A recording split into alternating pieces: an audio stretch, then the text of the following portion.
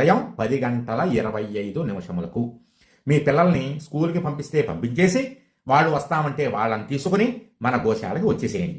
చక్కగా మీరు వచ్చేటప్పుడు ఒక 1/4 కేజీ కొబ్బరి నూనె కానీ, నువ్వుల నూనె కానీ, ఆవు నెయ్యి కానీ తెచ్చుకోండి. మీ చేతితోటే ఆ దీపంలో వడ్డించుకోవచ్చు. మన గోశాల దాకా రాలేని వాళ్ళు, అవకాశం లేని వాళ్ళు ఉదయం 10:25 మీ ఇంట్లోనే సరస్వతీదేవికి దీపారాధన చేసుకోండి. మీ పిల్లల పేరు మీద ఎంతమంది పిల్లలు ఉన్నా ఒకటే దీపం, అందరి గోత్రనామాలు చెప్పుకోండి. కాస్త పులిహారో పాయసమో నైవేద్యం వండి నైవేద్యం పెట్టుకోండి. చక్కగా పిల్లలకి అద్భుతమైనటువంటి సరస్వతీ కటాక్షం కలిగే రోజు. ఇంకా మామూలుగా చెప్పట్లేదు నేను, మీ పిల్లలకి అద్భుతంగా ఆవిడ యొక్క అనుగ్రహం కలిగి తీరవలసిందే.